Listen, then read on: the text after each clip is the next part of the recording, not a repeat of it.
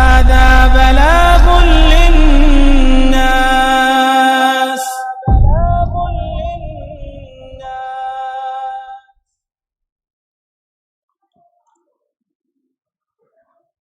السلام عليكم ورحمة الله وبركاته.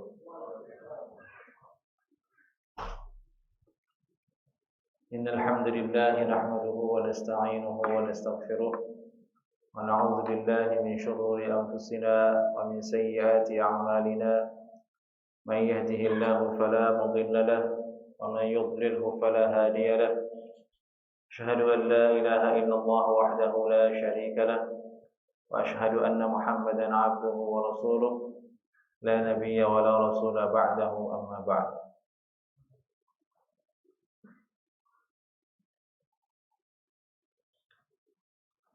Kajian kita selanjutnya adalah babu ma jaa fi ghuslil mayyit. Bab membahas tentang memandikan mayit.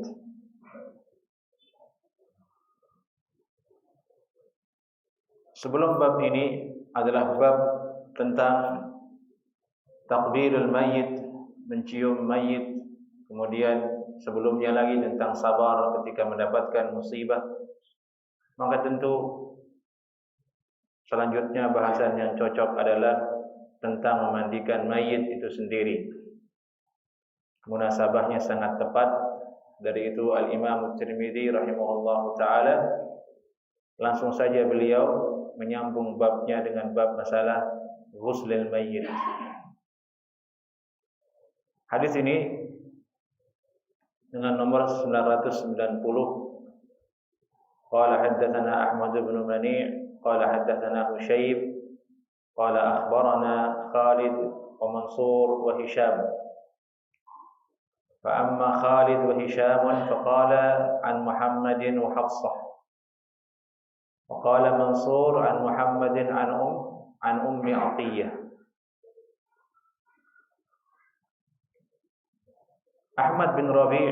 Ahmad bin Mani' telah memberitakan kepada kami hadis.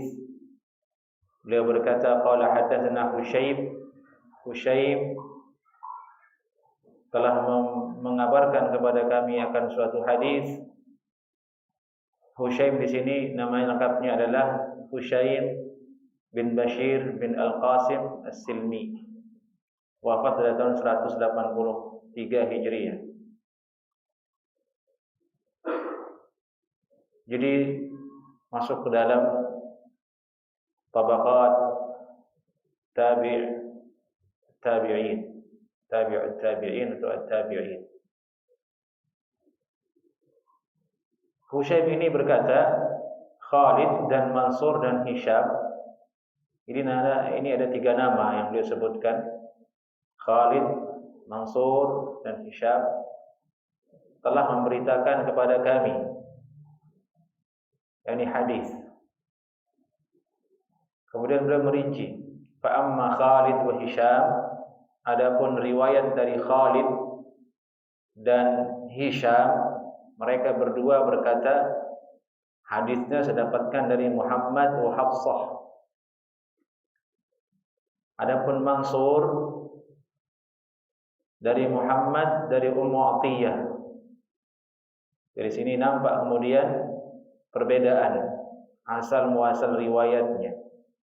Hisham berasal dari Hafsah dengan perantara Muhammad, sementara Mansur dari Muhammad dari Ummu Athiyyah. Ini maksud dari perkataan Imam At-Tirmidzi rahimahullahu ta'ala menyebutkan ragam riwayat yang ada dalam hadis ini, yang tentang masalah memandikan jenazah. Karena hadis ini adalah salah satu hadis utama yang digunakan oleh para ulama sebagai dalil memandikan jenazah. Di semua ulama kalau membahas masalah memandikan jenazah kembali dalilnya ke hadis ini, hadis Ummu Athiyyah. Naam, hadis Hafsah. Qalat, dari Ummu Athiyyah beliau berkata,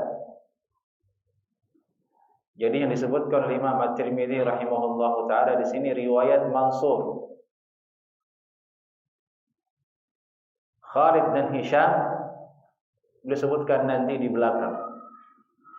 Yang lebih dahulu beliau sebutkan riwayat dari Mansur, dari Muhammad, dari Ummu Atiyah, beliau berkata, "Tuwfiyat ihda banatin Nabi sallallahu alaihi wasallam." Salah seorang putri baginda Rasulullah sallallahu alaihi wasallam telah wafat.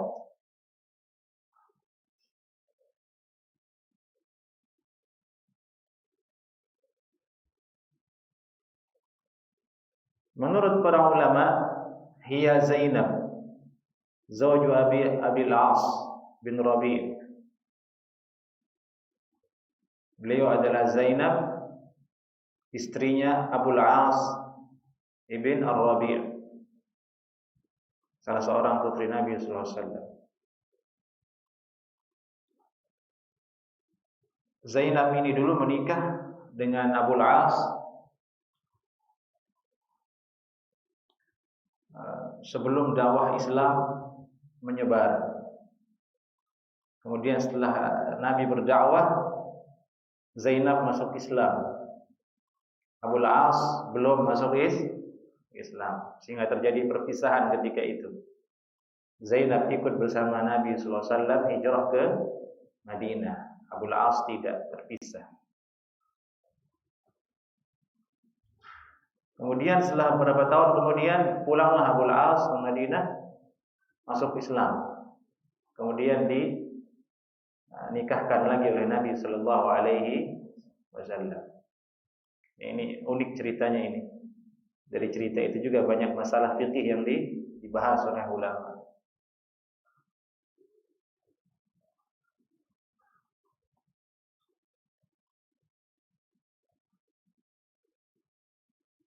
Riwayat yang mengatakan bahwasanya meninggal di sini adalah Zainab ada dalam Sahih Muslim, wa huwal masyhur. Itulah riwayat yang paling populer di kalangan ulama, bahwa yang dimandikan di hadis ini adalah Zainab radhiyallahu taala anha. Wa qila innaha Ummu Kulsum, zauju Utsman radhiyallahu taala anhu. Qila, ada yang mengatakan yang wafat di situ adalah Ummu Kulsum, yang juga adalah putrinya Nabi sallallahu alaihi wasallam, yakni istri daripada khalifah Nabi yang ketiga, yaitu Utsman bin Affan radhiyallahu taala anhu. Dan riwayat ini adalah Sunan Ibnu Majah.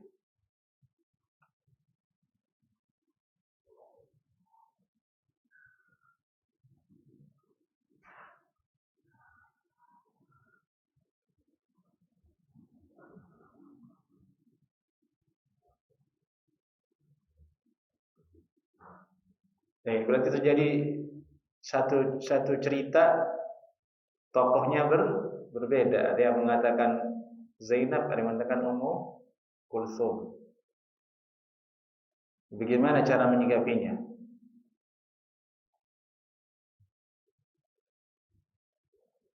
Pada dasarnya dalam hal seperti ini ulama menempuh jalan yang pertama adalah al-jama'. Al-jama' itu berusaha untuk menggabungkan dua cerita ini supaya menjadi lurus.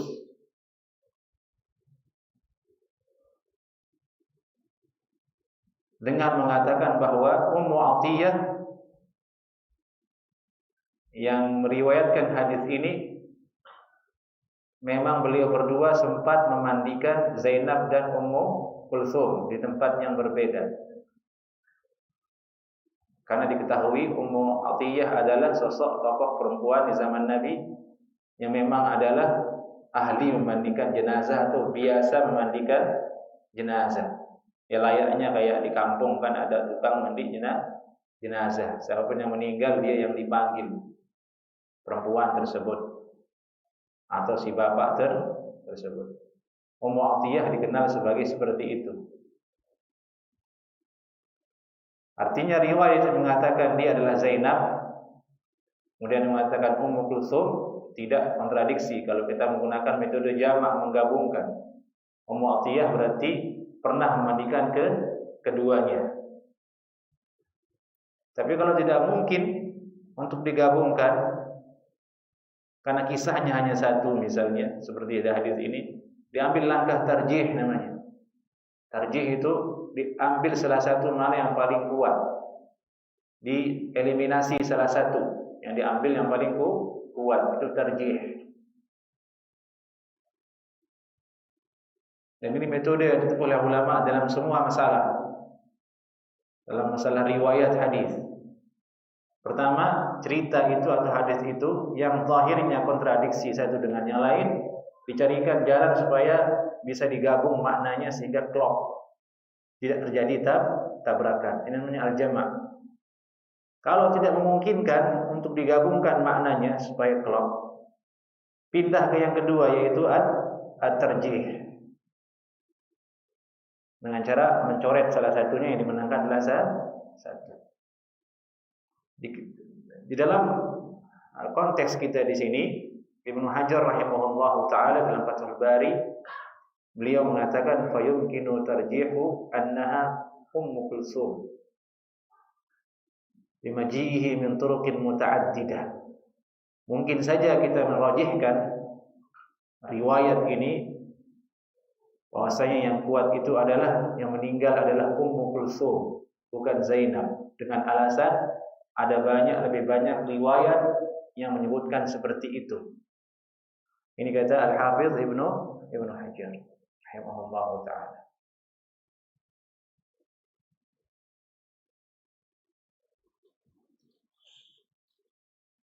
Baik.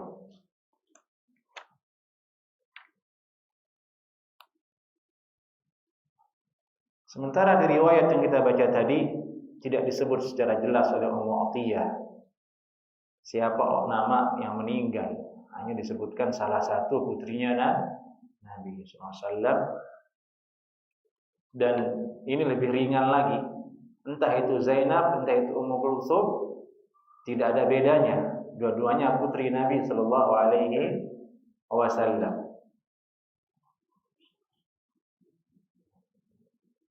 Kemudian Nabi bersabda, "Ighsilnaha witran thalathan aw khamsan aw aktsara min dzalik in ra'aitunna."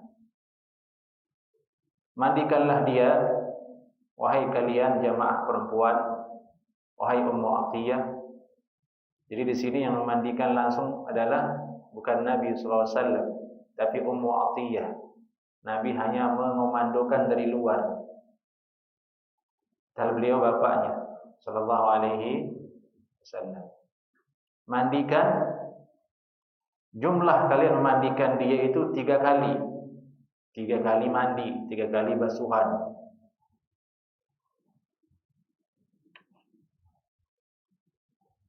Au khamsan atau 5. Ini pindah ke angka witir semua. 3, 5. Kalau dalam hadis-hadis kita akan temukan angka yang sering muncul itu ganjil rata-rata, tidak pernah genap. Tidak pernah genap. Dan ada hadis secara umum mengatakan innallaha witrun yuhibbul witra. Sungguhnya Allah itu witir, ganjil, tidak ada pasangannya, dan Allah menyukai yang ganjil.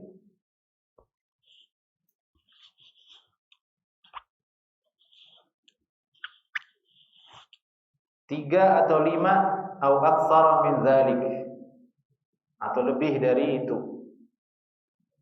In ra'aitunna, jika kalian memandang itu penting. Jadi ini Nabi sallallahu alaihi wasallam menyerahkan urusannya kepada Ummu Atiyah.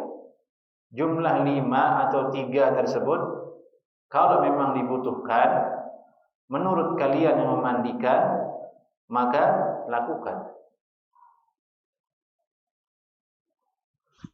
Kalau tidak penting, ya jangan. Jadi ini dikembalikan kepada yang langsung menangani, memandikan tersebut. Artinya boleh lebih dari 3. Kalaupun lebih dari 3, jangan 4, tapi jadi 5.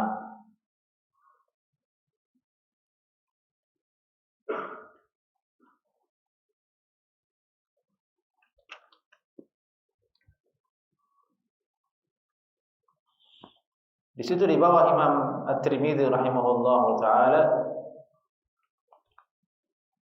menyebutkan perkataan para ulama tentang angka ini. Apakah maksudnya angka ini ta'abbudi? Maksudnya itu yang harus dilakukan, ataukah boleh tidak dengan angka tersebut, yang penting dia bersih? Yang dinukil dari Imam Malik rahimahullahu taala, beliau menilai hadis ini bukan maksudnya penentuan jumlah kali mandi, tapi yang penting bersih. Tidak perlu direpotkan kita dengan berapa kali, yang penting bersih.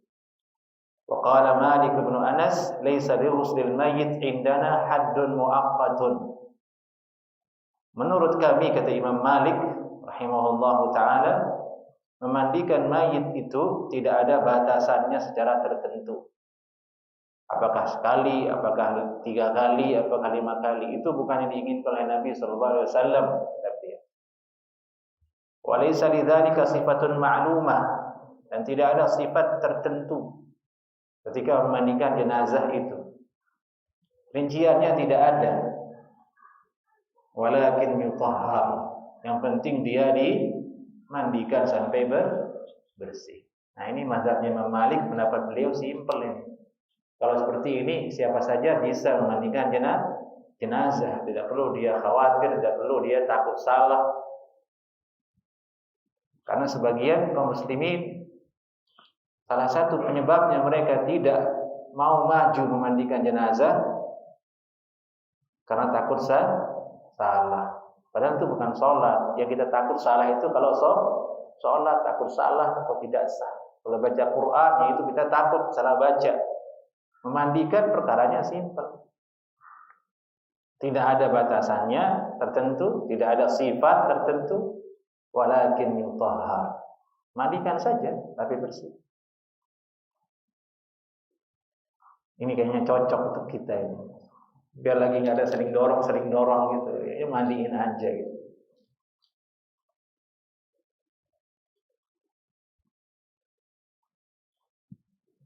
Kemudian pendapat Imam Malik ini dikomentari oleh Imam Asy-Syafi'i rahimahullahu taala. Imam Syafi'i dinukilkan oleh Imam At-Tirmidzi, "Inna ma qala Malikun qawlan mujmalan yughassal wa yunqa." Ucapan Imam Malik ini adalah ucapan yang masih mujmal. Mujmal itu masih umum. Beliau hanya mengatakan mandikan dan bersihkan, selesai. Ada rinciannya kan? Tidak ada berapa kali, tidak ada bagaimananya, tidak ada. Pakai apa, enggak ada. Pakai sabun, pakai apa, enggak ada. Penting mandikan saja. Wa idza unqiya al-mayyit bima'i qarahin aw bima'in qarahin aw ma'in ghairihi ajza'a dzalika min ghuslih. Apabila mayit telah dimandikan dengan air bening, air biasa, aw ma'i ghairihi, atau air yang lainnya, cukup dianggap sah, yujzi, telah dianggap sah sebagai memandikan jenazah. Walakin ahabbu ilayya ay yughsala 3 fasa'ida la yughsalu an 3. Tetapi yang aku sukai, kata Imam Syafi'i rahimahullahu taala, yang lebih aku sukai adalah mayit itu dimandikan 3 kali atau lebih, tidak boleh kurang dari angka 3. Sebagaimana sabda Nabi sallallahu alaihi wasallam tadi, "Yughsilnaha 3", mandikan dia 3 kali. Jadi Imam Syafi'i lebih spesifik sesuai dengan yang ada di hadis.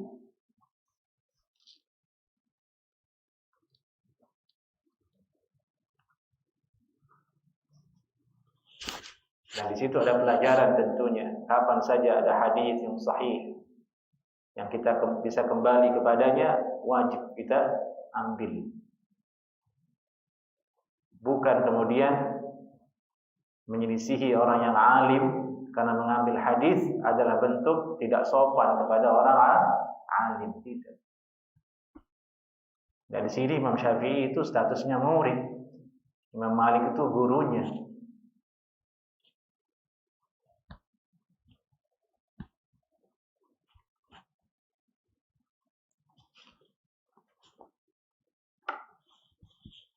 Beliau mengatakan Imam Syafi'i, "Lima qala Rasulullah sallallahu alaihi wasallam, igsilnaha thalathan aw khamsan."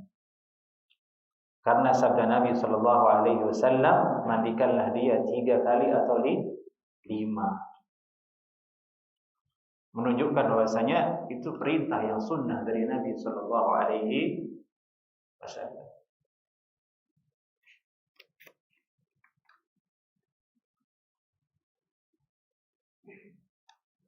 Yang jadi masalah ini juga masih mujmal, masih garis umum. Kapan dihitung sekali, kapan dihitung 2, kapan dihitung 3. Selalu itu yang jadi masalah nih dalam masalah seperti ini. Kita ambil perbandingannya lebih mudah dengan wudu. Wudu disunnahkan cuci wajah 3 kali. Kapan dikatakan sekali? Kalau sudah rata basuhannya di wajah 1. Yang kedua, ambil lagi, sudah rata 2. Mungkin seterusnya. Cuci tangan juga demikian, sunnah 3 kali ketika wudu. Bagaimana cara hitung 1-2-nya? Kalau sudah rata semua air ke seluruh anggota tangan tersebut, dihitung 1. Kalau dia basuh 5 kali tangannya, tapi ada yang belum kena oleh air, belum dihitung 1.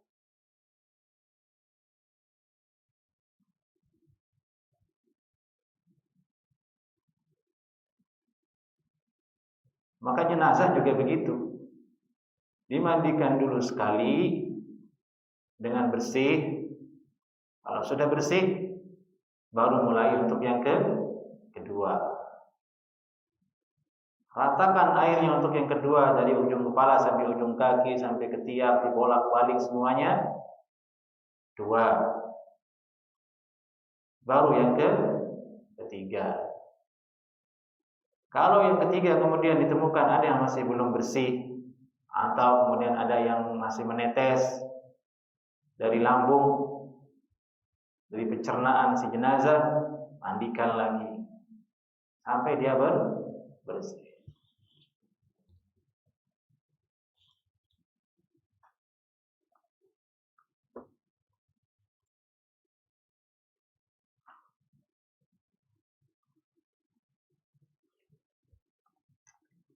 Kemudian Nabi bersabda, "Waghsilnaha bima'in wa sidrin." Mandikan dia dengan air dan sidir. Kata ulama, jadi wadah air, maksudnya wasilah air yang kita gunakan mandikan jenazah ini bentuknya bercampur dengan daun sidir. Daun apa namanya? Sidir. Bahasa Indonesianya daun sidir jemaah? Daun bidara.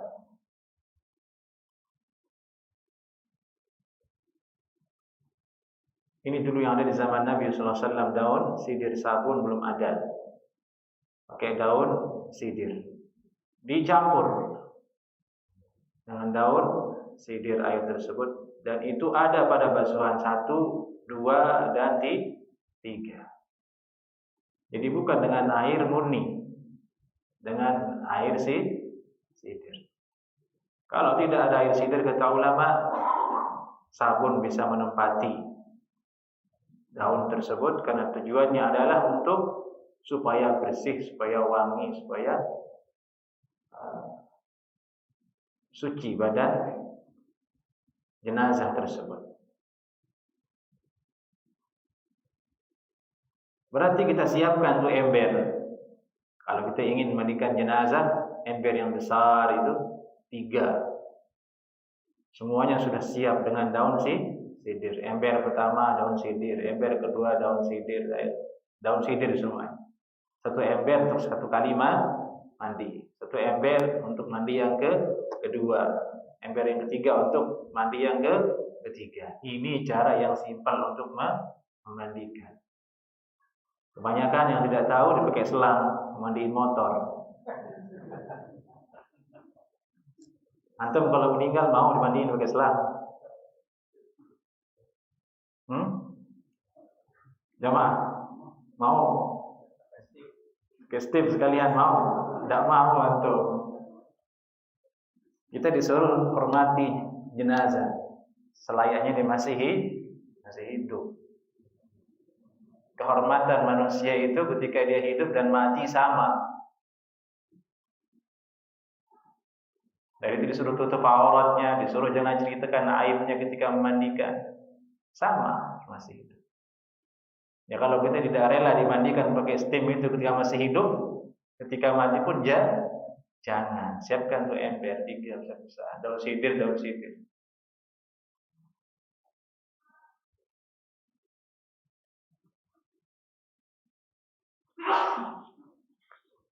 Kemudian waj'alna fil akhirati kafura. Kemudian jadikan basuhan terakhirnya itu, mandi terakhirnya itu dengan air kafur. Kafur dari sampai sekarang masih ada. Dari dulu sampai sekarang masih ada. Beli kafur, masukkan ke ember yang nomor 4 sebagai basuhan terakhir. Itu murni isinya adalah air kafur. Tujuannya supaya mengusir binatang melata seperti semut dan lain sebagainya. Yang kedua untuk meredam bau. Meredam bau yang bisa saja muncul dari jenazah. Karena ada yang cepat, ada yang tidak. Badan itu berubah. Itu maksudnya.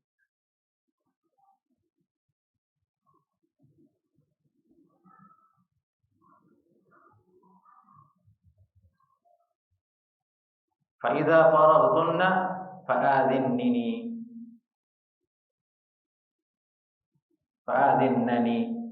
Apabila kalian telah selesai, kata Nabi sallallahu alaihi wasallam, ini di briefing dulu, Ummu Atiyah, timnya di briefing. Kalau kalian sudah selesai, beritahu saya, kata Nabi sallallahu alaihi wasallam.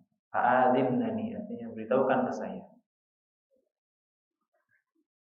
Nah, inilah hadisnya, perintah tentang memandikan jenazah, dan hadis ini sekali lagi dia rujukan utama dalam memandikan jenazah. Hadis ini dalam Sahih Bukhari, dalam Sahih Muslim, dalam An-Nasa'i, Ibnu Majah, disepakati kesahihannya.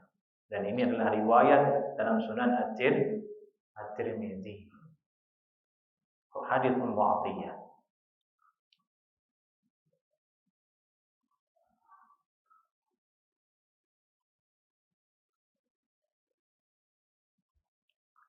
Falamma faraghna adzanna.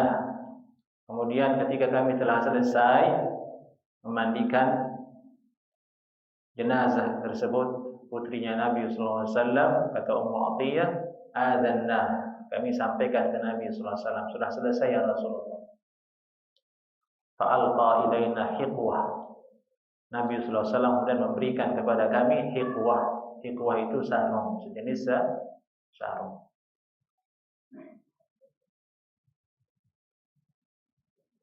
Atau mirip dengan handuk untuk ditempelkan ke kulit jenazah. Dari itu Nabi SAW bersabda, "Asy'irnaha bihi." Sentuhkan kulitnya dengan hiqwah ini, dengan sarung ini. Ada ulama mengatakan itu tabarruk dengan sarung yang diberikan Nabi SAW untuk diberikan kepada putrinya Zainab. Nah, di sini kemudian disebutkan kemudian riwayat yang datang dari Hisham dan yang lainnya, fa'alqainahu khalfaha. Ini masalah wa dhaffarna sya'raha thalathata qurun. Ini tambahan riwayat di sini kemudian disebutkan wa dhaffarna sya'raha thalathata qurun. Tambahan riwayat tata cara mandi tadi itu, Ummu Atiyah pernah berkata, dhaffarna sya'raha thalathata qurun, kemudian kami kepang rambutnya menjadi 3. Ini untuk menangani rambut jenazah perempuan. Ini kasusnya kan perempuan yang meninggal. Kalau yang laki-laki yang tadi sudah cukup gitu. Ini tambahan riwayatnya oleh Ummu Atiyah, rambutnya itu dikepang menjadi 3. Fa'alqainahu khalfaha. Setelah dikepang kemudian kami bawa kepangannya ke belakang. Berarti rambutnya panjang Zain, yang putrinya Nabi SAW. Dibawa ke belakang semuanya. Supaya tidak tercerai-berai. Dan memandikan jenazah perempuan berarti lebih repot daripada laki-laki.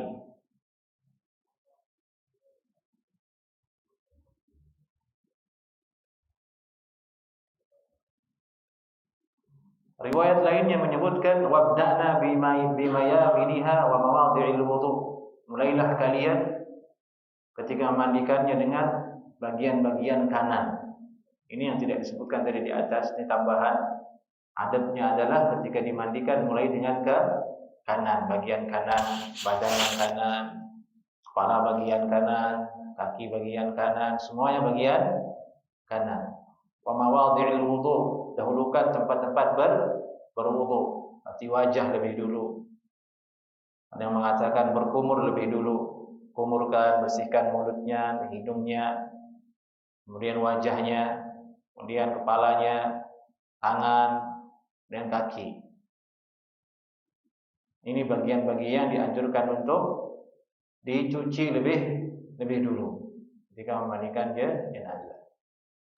Memandikan jenazah ini jamaah, ya kalau yang tidak terbiasa setelahnya nggak bisa tidur. Seperti dulu kami di awal-awal juga begitu. Diminta memandikan jenazah, ada jamaah dulu meninggal dunia. Jadi yang meninggal ini jamaah yang paling sehat, rahimahullah taala. Ada pengajian di Masjid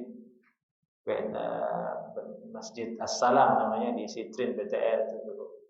Jamaah ini paling sehat, masih muda dan paling sehat, paling rajin pergi olahraga, tidak pernah hendak pergi main begini itu apa namanya? Ya, main itu rajin sekali. Tangannya tuh begini tuh. Beliau iya, kalau hadir ngaji paling depan. Gak ada berita kabar angin dan hujan, Ustaz meninggal di beliau. Mandikan sekarang. Ya Ustaz kan harus bisa semuanya. Datang, ya sudah, amalkan hadis ini dimandikan di situ. Malamnya nggak bisa tidur saya. Ngeri. Oke, bayangkan diri nanti kita begitu. Ya, ini pelajaran untuk kita semua. Mati ini nggak melihat orang paling sehat aja mati, apalagi yang sakit. Allah musta'an. Dan kemarin kita dapat berita jamaah yang wafat di sini kan. Dia sering hadir di kajian di sini beliau. Terus di mana? Ya, rahimahullah taala, semoga Allah rahmati beliau. Kalau seandainya tidak meninggal, tidak ada uzur, beliau hadir biasanya. Beliau hadir biasanya. Semoga Allah berikan beliau pahala atas amal saleh yang diamalkan di dunia. Dan itu jamaah kita tidak boleh putus beramal saleh, walaupun sederhana, walaupun sekedar datang ke kajian, walaupun sekedar bersedekah, berbuat baik, harus selalu terus agar kita mati di atas amal soleh tersebut. Nah, kemudian kasus kedua yang pernah kami tangani mandikan jenazah ketika Delta itu, Corona Delta apa namanya? Cepat. Musim Corona Delta yang banyak meninggal itu. Ada jamaah yang meninggal juga. Ketika musim-musimnya Corona, tidak ada yang berani maju mandikan. Saya, itu musim Corona. Kebetulan dia juga sahabat saya, teman juga. Jadi banyak orang yang sekenal mati-mati semua. Allah musta'an. Ini kalau beliau sakit memang, sakit, udah lama sakit, sering saya hibur, sabar, dan beliau menerima musibah yang beliau terima dan ikhlas, meninggal. Ketika saat gentingnya Corona itu, orang nggak berani sholat jamaah, beliau meninggal. Di malam-malam kita datang ke situ untuk mandikan jenazahnya. Allah musta'an. Nah, seperti inilah. Jadi memandikan jenazah ini ya harus ada yang bisa di salah satu RT atau perkumpulan masyarakat, tahu ilmunya, tahu hadis, pernah belajar seperti ini, supaya nanti bisa mengamalkan ilmu tersebut, dan itu pahala. Tajhizul mayit itu pahala di sisi Allah Subhanahu wa taala, dan mengingatkan kita tentang kematian dan menjadikan kita semakin kuat keimanan kepada hari akhirat, pada hari akhirat.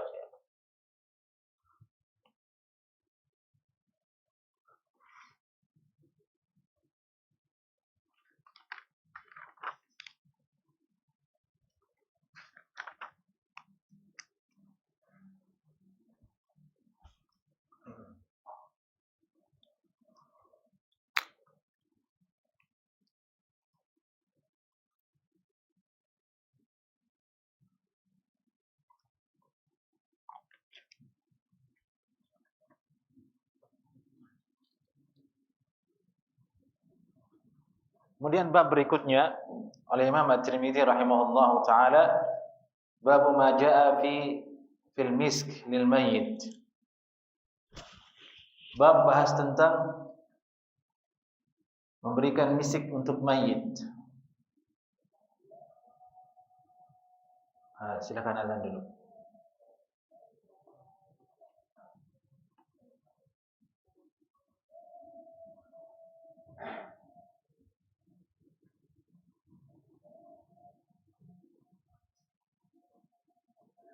Silakan.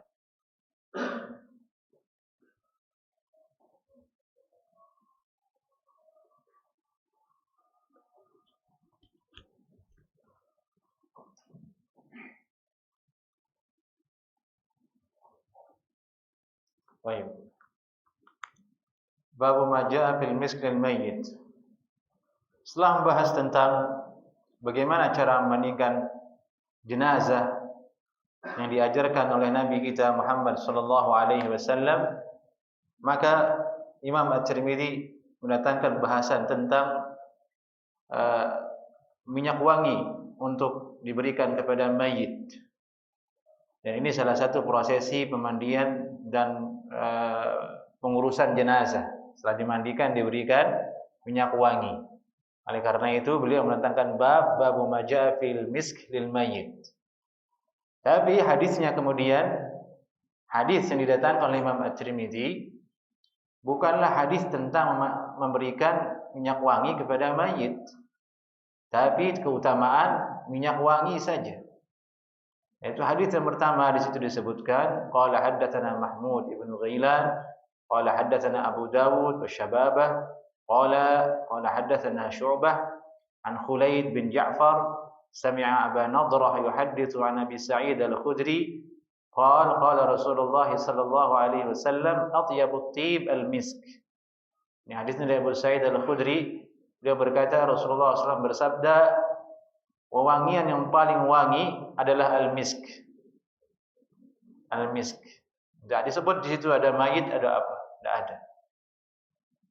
Hadis yang kedua juga demikian. Qala haddatsana Sufyan ibn Waqi', qala haddatsana Abi an Syu'bah an Khulaid bin Ja'far an Abi Nadrah an Abi Sa'id anna an-nabiy sallallahu alaihi wasallam su'ila 'anil misk faqala huwa atyabu tibikum.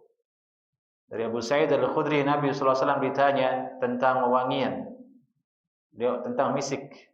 Beliau bersabda, dia adalah wewangian yang paling wangi untuk kalian. Ini dua hadis tentang keutamaan misik, berarti tidak ada disebut di situ untuk mayit. Kan muncul pertanyaan kemudian, lalu sebenarnya apa yang menjadi dalil dalam masalah ini, memberikan wewangian kepada mayit? Dalilnya disebutkan oleh Imam Tirmidzi di sini di bawah, yakni wal amalu ala hadza inda ba'dhi ahli ilmi. Inilah yang diamalkan oleh sebagian ulama. Itu pendapat Imam Ahmad, Ishaq, sebagian mengatakan makruh memberikan misik untuk mayit. Jadi dalilnya ada di bawah ini. Adapun hadis yang dua tadi adalah keutamaan tentang misik. Misik ini saya tidak pernah lihat. Antum juga tidak pernah lihat kayaknya. Ya ini hadis Nabi sallallahu alaihi wasallam. Benda yang ada di zaman Nabi, entah seperti apa bentuknya. Dia adalah wangian yang paling wangi. Tibun, tib itu wangian. Dan ada keutamaannya tib. Salah satu pemberian yang tidak boleh ditolak itu adalah tib. Tib. Dan salah satu riwayat mengatakan kalau seseorang membeli tib berlebihan tidak dikatakan mubadzir, tidak dikatakan israf. Kalau seandainya dia beli tib berlebihan, itu menunjukkan keutamaan tib. Tib itu hal yang paling disukai oleh Nabi sallallahu alaihi wasallam di atas dunia ini. Hubbiba ilayya min dunyakum at-tib wan nisa. Yani aku diberikan kecintaan oleh Allah Subhanahu wa taala terhadap pewangian, at-tib wan nisa dan perempuan. Ada tib sudah nampak manfaatnya untuk manusia, di antaranya menyegarkan otak kita, fresh. Kalau Anda pusing, capek, lelah kerja, tengah di kantor atau apa, cium aja minyak wangi. Minyak wangi yang bagus tapi ya langsung fresh. Kalau sekarang disebut dengan apa? Aromaterapi kan? Aromaterapinya minyak angin kalau kita. Kalau Nabi tib, kayak tib, kayak misik. Allahu a'lam, misik zaman Nabi tentu yang terbaik. Orang Arab kalau sesuatu hal-hal yang baik itu pasti berasal dari hal yang natural, dari hewan dan sebagainya. Kalau tidak salah, tib yang terbaik atau misik itu diambil dari kelamin rusa yang jatuh. Jadi bisa dilihat di YouTube itu. Kelamin yang jatuh diambil dari situ, diolah menjadi tib. Itu yang mungkin sekali nempel seminggu nggak hilang. Kalau kita kan beli sekian ratus, 2 jam langsung hilang. 2 jam kemudian matahari kita. Allah musta'an. Jadi di zaman Nabi itu zaman terbaik. Khairul qurun qarni. Kurun yang paling baik itu kurunku, kata Nabi sallallahu alaihi wasallam. Bukan hanya masalah agama, masalah kehidupan dunia. Tibnya asli, menikah mudah, 2, 3, 4 bukan urusan, nggak jadi masalah di zaman itu. Sekarang antum mau nikah 1 aja ribet. Menikah 2 tambah ribet lagi digosipkannya.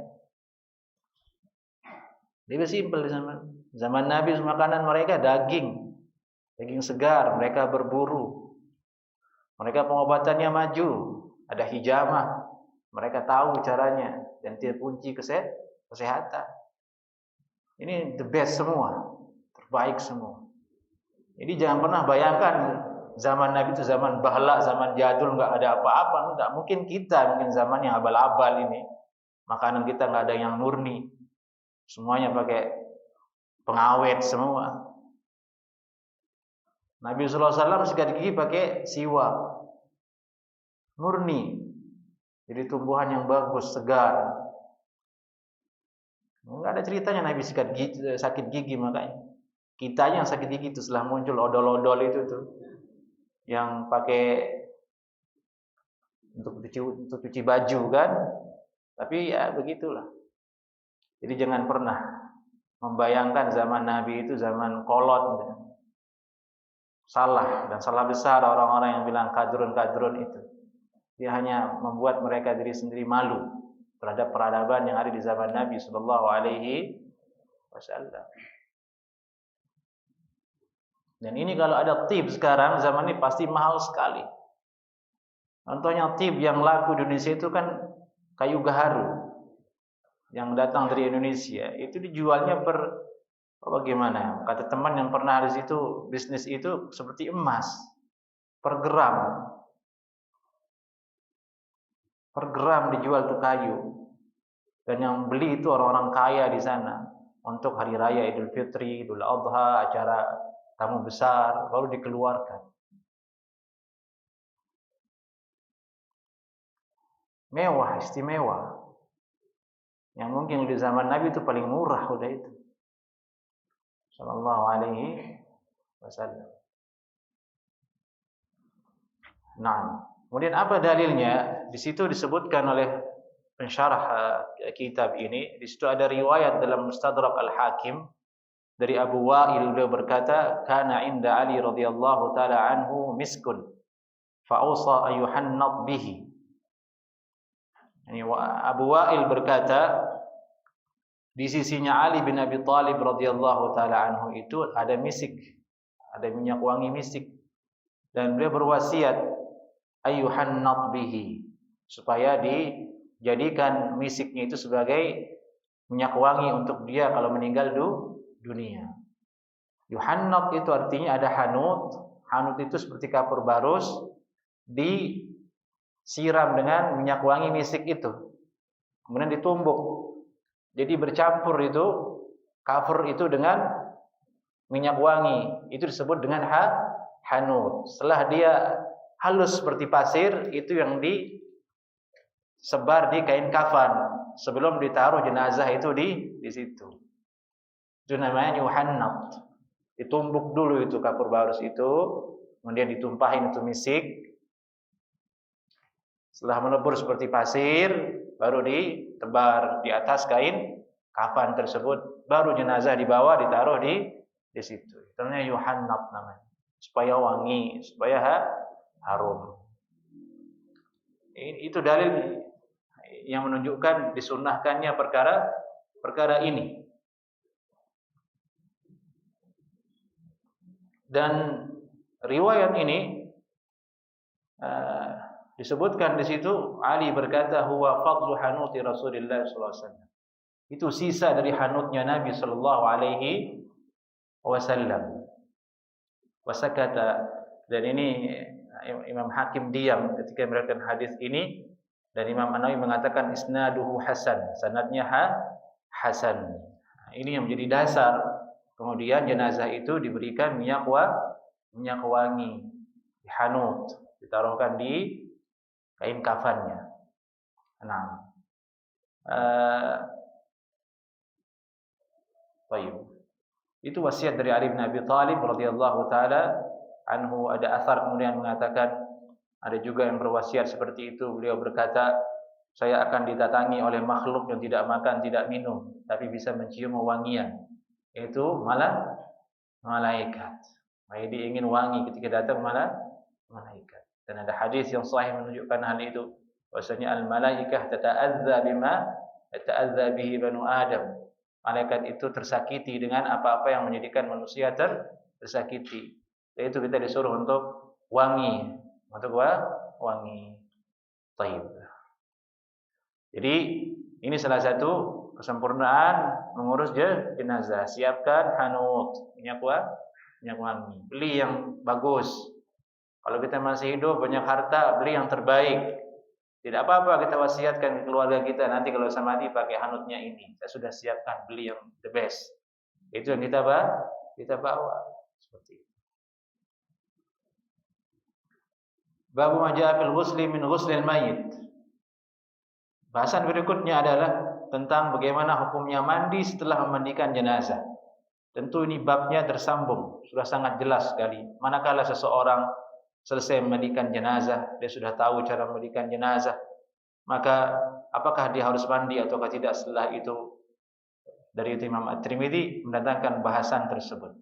Hadisnya berbunyi di sini, qala haddatsana Muhammad bin Abdul Malik ibn Abi Syawarib, qala haddatsana Abdul Aziz ibn al-Mukhtar an Suhail ibn Abi Salih an nabihi an Abi Hurairah radhiyallahu taala anhu an Nabi sallallahu alaihi wasallam qala min ghuslihi al-ghuslu wa min hamlihi al-wudu'u, yakni al-mayyit. Yani penyebab daripada mandi adalah memandikan jenazah. Penyebab seseorang itu berwudu adalah memikul jenazah. Ini maksud riwayat ini. Ini riwayatnya secara i'rab pusing juga kita. Awal kalimatnya min ghuslihi al-ghuslu wa min hamlihi al-wudu. Tapi ini riwayat dikuatkan oleh riwayat yang lain yang terdapat dalam Abu Dawud dari Abu Hurairah juga, man ghasala al-mayyit falyaghtasil wa man hamalahu falyatawadda. Siapa saja yang memandikan jenazah, maka hendaklah dia mandi setelahnya. Wa man hamalahu falyatawadda. Siapa yang memikulnya, maka hendaklah dia berwudu setelahnya. Nah, ini maksud dari min ghuslihi al-ghuslu wa min hamlihi al-wudu. Ini hadisnya hadis yang sahih. Jadi ulama mengatakan disunnahkan mandi setelah memandikan jenazah. Kata Imam At-Tirmidzi, beliau berkata, qala ba'du ahli al-ilmi min ashabin Nabi sallallahu alaihi wasallam wa ghairihim idza ghassala mayitan fa alaihi al-ghusl. Berkata sebagian para sahabat Nabi radhiyallahu taala anhum ajma'in dan yang lainnya, apabila seorang telah selesai memandikan jenazah maka atas dia adalah mandi. Alaihi al-ghusl. Ada keharusan dia untuk mandi kalau dia memandikan jenazah. Wa qala ba'dhum alaihi al-wudu. Sebagian mengatakan dia hanya harus berwudu.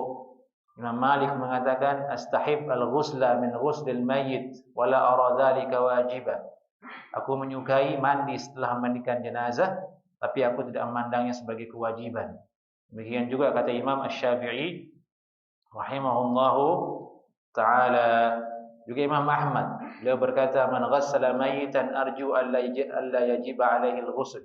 Siapa yang telah memandikan mayit, aku berharap tidak wajib bagi dia untuk mandi. Adapun wudu fa aqalla ma qila fihi. Adapun wudu maka itulah kadar yang paling sedikit untuk yang dia lakukan. Jadi kesimpulannya memandikan jenazah ini, mandi setelah memandikan jenazah tidak wajib. Hukumnya sunnah bagi yang memandikan. Di situ juga ada adab-adab lain yang disebutkan dalam hadis-hadis tentang tidak boleh kita menceritakan aib jenazah ketika kita memandikan jenazah tersebut. Baik, demikian ikhwah jamaah yang bisa kita kaji di malam Jumat yang mulia ini. Semoga ada keberkahannya untuk kita bersama dan semoga Allah memberikan kita istiqamahan. Assalamualaikum warahmatullahi wabarakatuh.